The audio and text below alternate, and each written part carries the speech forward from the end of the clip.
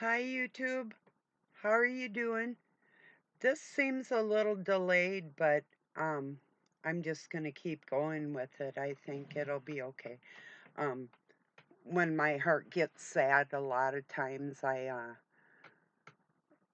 snap out of it pretty quickly, kind of like in increments. When I get upset, that goes in increments, and when I come back, it goes in increments, sort of like that for me. So, Um, I was playing some classical music this morning and it reminded me of playing my flute and band. And also, I had the opportunity to dance in Medina, Minnesota ballroom, which used to be a really big deal around here.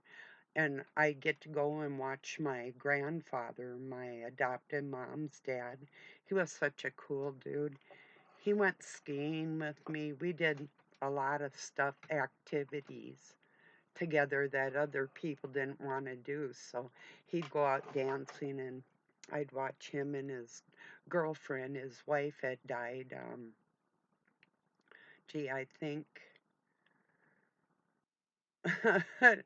I was gonna say that old hag died when she was like in her 40s, but she looked like both. Oh my goodness. My mom's mom was half English and half Spanish, and my great grandmother was Spanish. And they wore these black dresses that were like ruffled up to there, like 1800 stuff. These women were spooky. And my grandfather was French, so my adopted mom was French, English, and Spanish.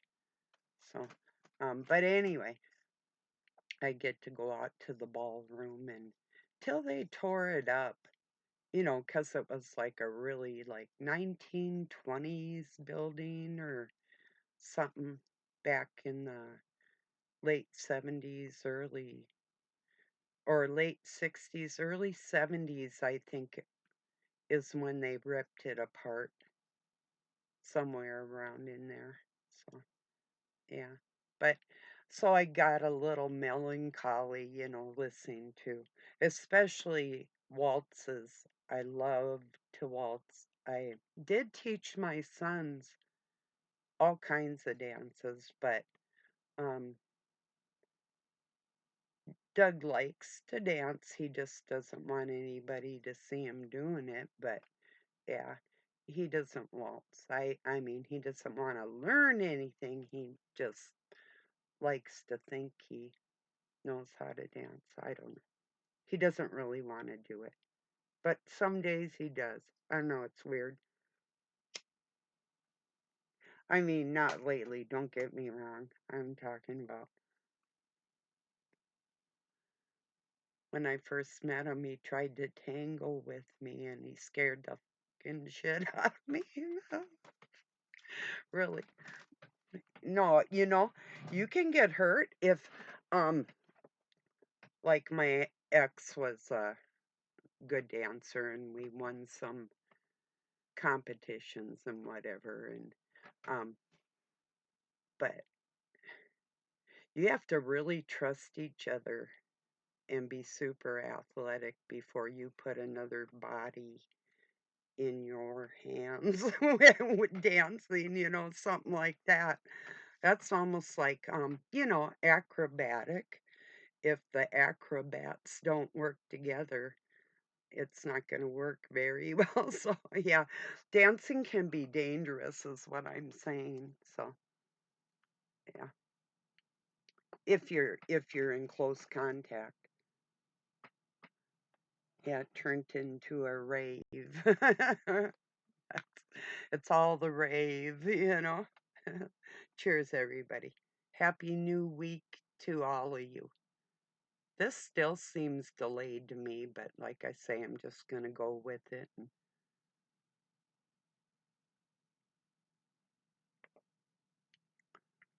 I think a lot of the things, too, that I've been trying to tell the world about religions and their connections and all the myths and all the things that actually do go together and were meant like that.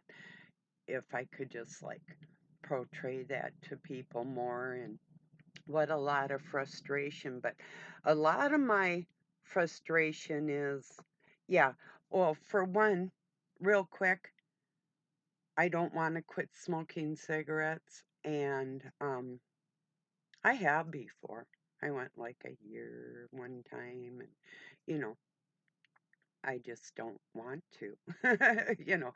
But if I have people around me that don't smoke, I respect that. Even in my own house, I ask people if it would bother them, and I would not just light up a cigarette just because it's my house.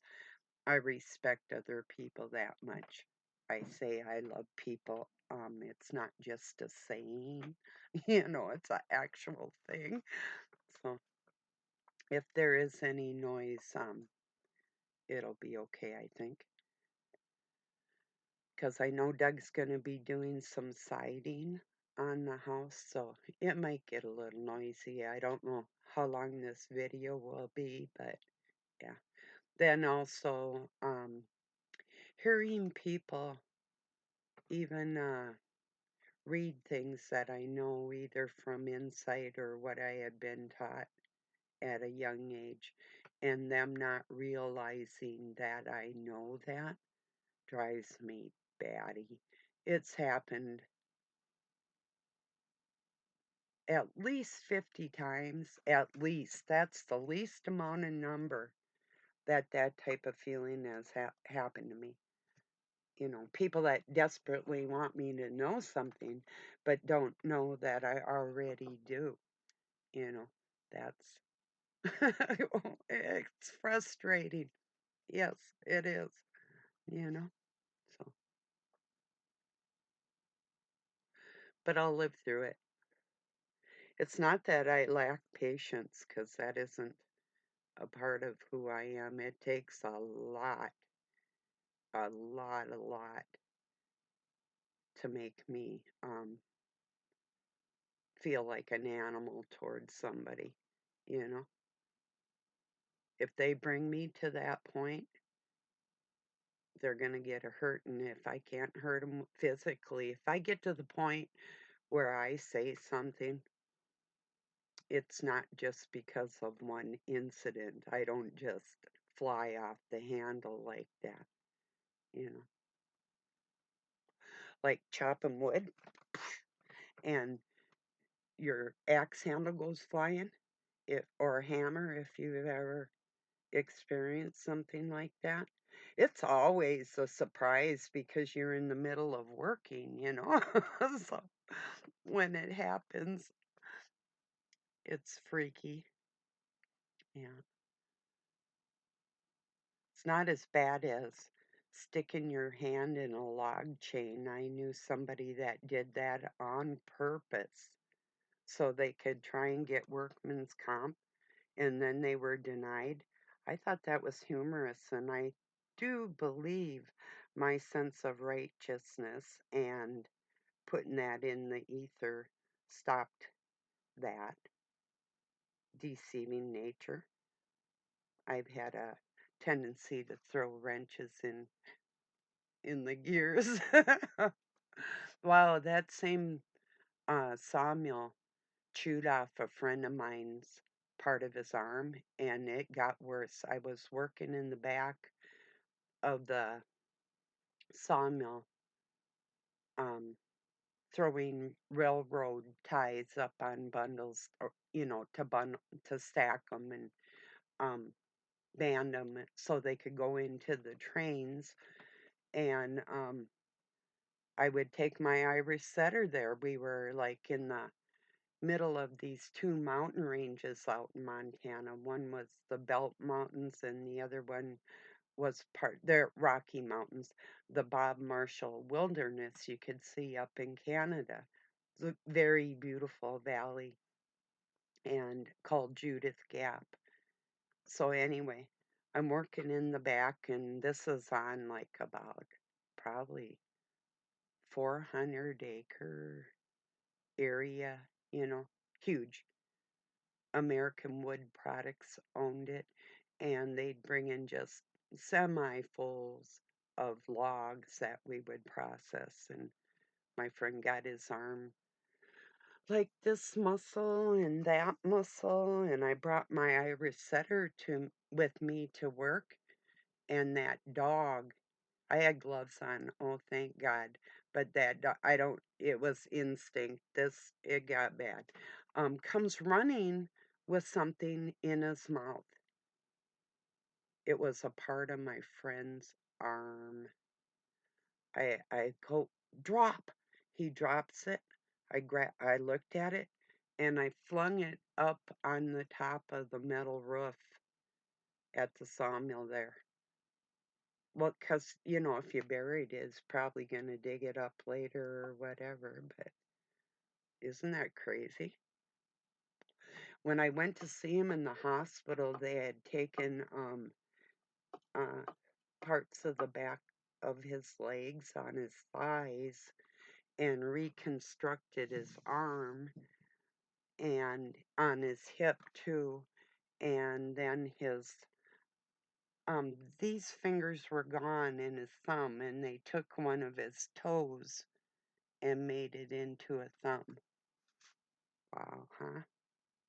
Yeah, that's machinery's dangerous. My favorite thing there was called breakdown, the rough cut before they went into the planer, and there was this machine that was 20 feet up in the air, and the reason for it was and it came down on a belt, was to dislodge and separate the green boards before they could go through the planer and be graded. So on breakdown, we had this long pole with a hook, and we're up on the side of this gigantic machinery, and we'd see the boards come up, and we'd grab it with that hook and we'd snag it, and it would cut it and display it all at once. But as you're cutting it, you have to jump out of the way in case some of them scraggler boards come. So you have to have a rhythm and you have to be quick. I loved it, loved it. I could do it all day. I did too if they'd let me, you know. But mostly I was doing I was learning how to grade boards, learning about the um finger joiner machine and banding 2x4s. So we'd have these carts and we'd put like 12 2x4s on the bottom. And then after a while, you'd just be able to take them and slide them backwards. They would be like 20-foot 2x4s. And you could hear them hit the back of the rack and you just slam, slam, and got good at slamming them into place. And then we'd stack them like 12 by 24, I think, or 42. Can't remember. They were pretty tall. But, and then we'd band them and get them ready to be shipped out after, grade them, band them, you know. Loved that place, loved working there. And then the wood industry, the housing just fell out. The bottom fell out of all the construction, and it was horrible, you know. I used to chew out the loggers.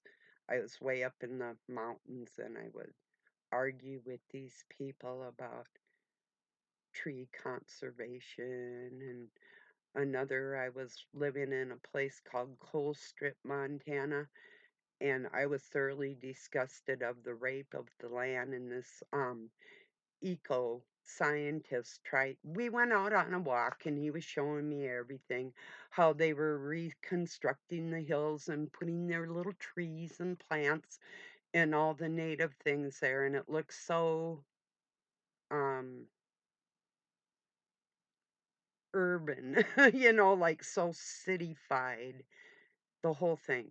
Except for the forest industry, I did get to know a lot of lumberjacks were my friends, and scientists that were into like the ecology and the biology of the land, eco-scientists out of Missoula, Montana, some friends of mine. And so I got to know that they really were um, not deforesting, but preventing fire dangers and replanting.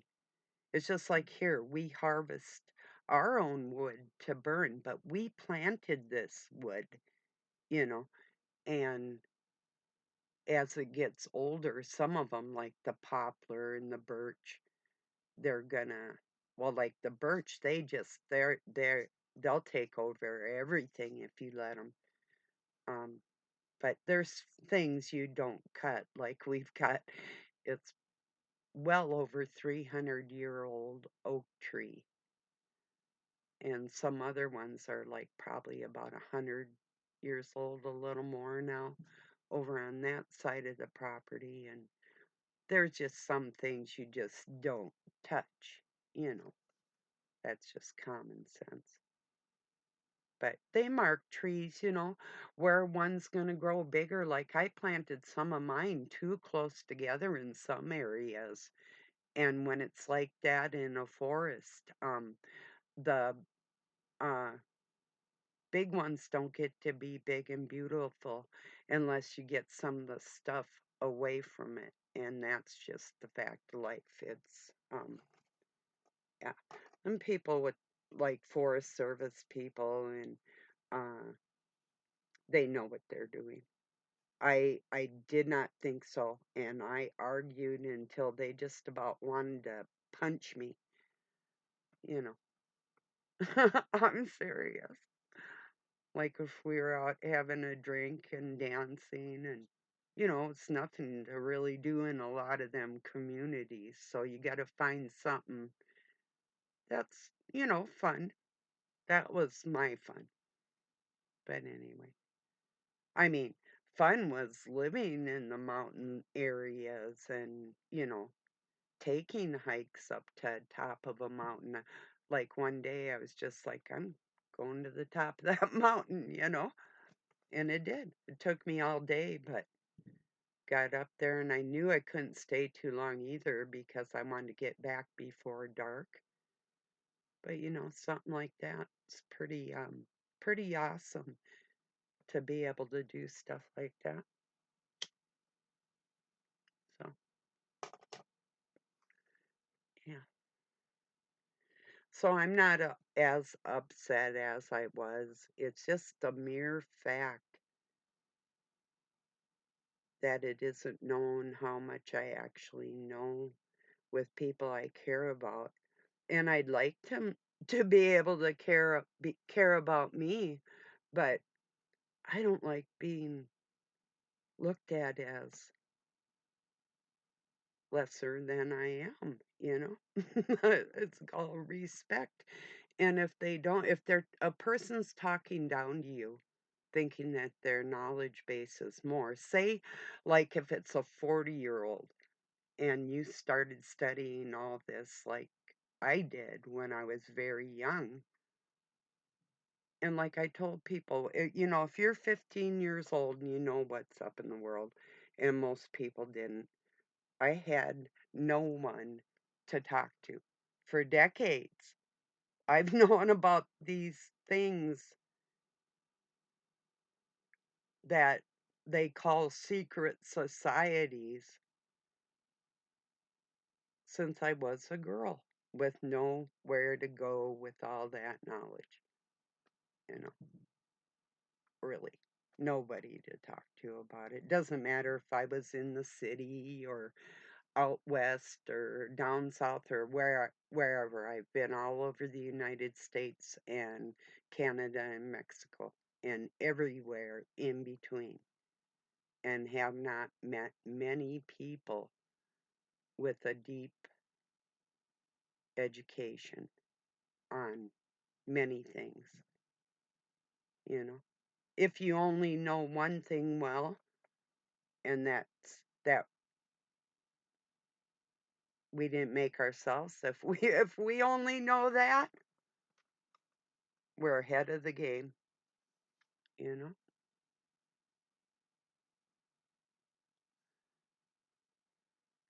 I just hope some people get up to speed and it's like, yeah, things I see I've probably seen 50 years ago, and I'm not even exaggerating, you know? It's like, I just want to join in where people know what I know and know that I know. That's all, you know, so I can feel comfortable and at home. Who wants um people in their lives or listening to channels that um they're empty, like there's nothing there, nothing there, you know, in different ways. Don't get me wrong, there's some people that are doing an excellent job just on one thing that they are doing. That's true, you know. And I guess who am I to say? It's just that I I I have a tendency to look at people that are multifaceted, say like if you are an old timer, like I know did like a radio program or, something like that in your life, you actually have done things in the world, besides just your 9 to 5. And that doesn't matter either. I've had to do manual labor, not dishes, you know? So, anyway,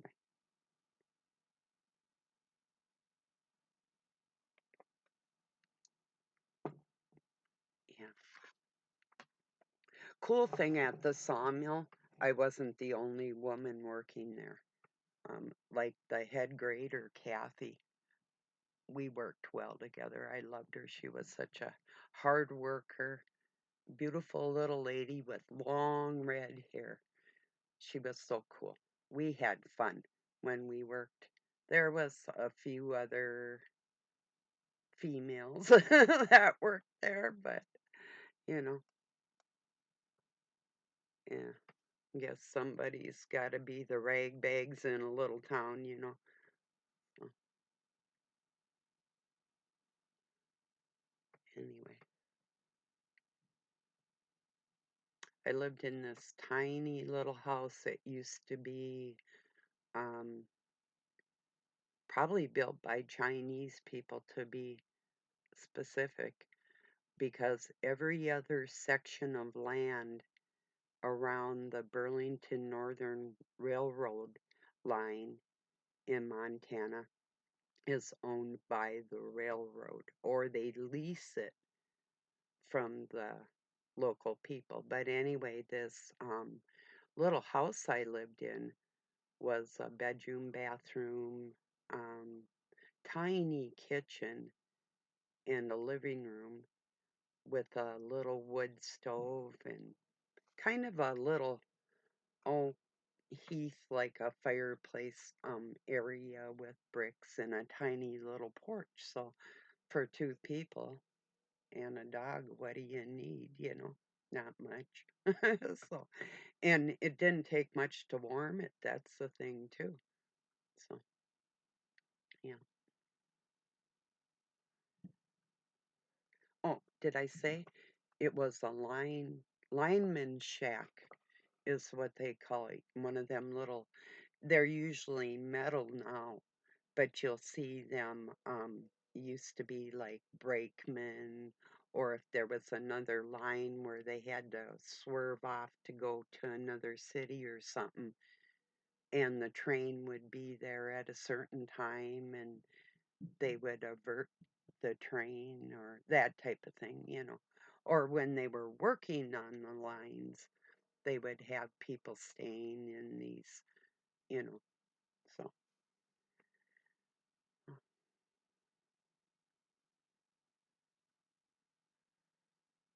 where my ex's mom lived in Montana, Bridger, Montana, or still does.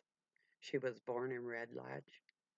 Um, right across from their house, that property was two things. There was the Missouri River that came out of the Clark's Fork, Yellowstone, out of Yellowstone National Park, and down the mountain, and right across, and then it would go into the Missouri River, and right across from their house, before you got to the river, was this, oh, it was about 6 feet deep and about, I'm going to say 100 feet by 150 feet hole that was part of the internment camp for the Chinese people in war times, where they took them and they just put them in this hole in the ground. I'm serious. I don't know if they're buried there or what they did, or if they had tents or what. It's just the remains of one of the internment camps, you know. So, yeah. So I guess that's about it today. Just kind of rambling. I got a few things I'm going to do. I did get some of my mess I tore up looking for those garbage bags. It spurred me on to take things I'm not using in that room and put it out into the mobile homes. So that's what I was doing. I'm still doing it. I got stuff in there like live traps, and 'cause there was a weasel in my house one time.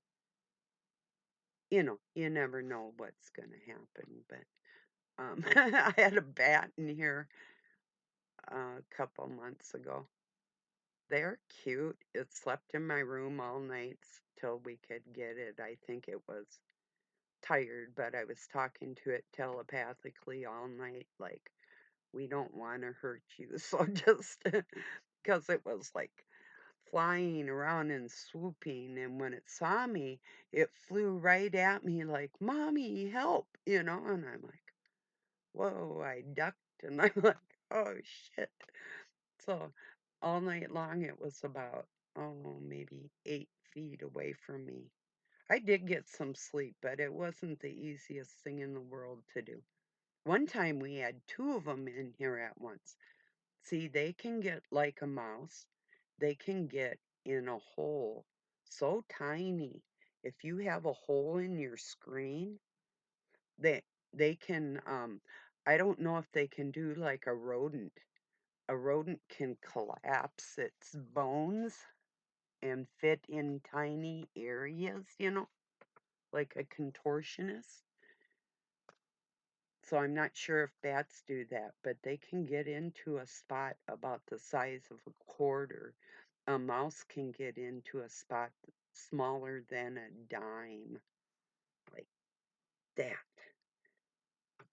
You know, it's crazy, huh?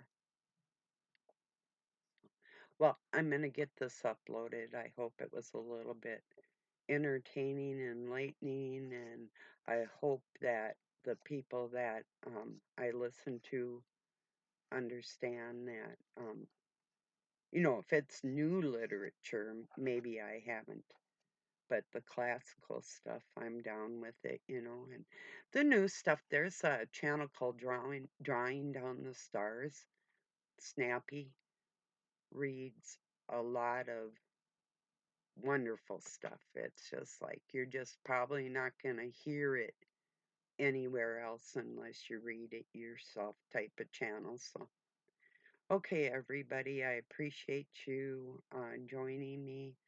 I was thinking about putting up a couple pictures of my sons that I have. I've done it before in the past for new people. I might, so if I do, I'm just showing you a part of me. So, um, all right.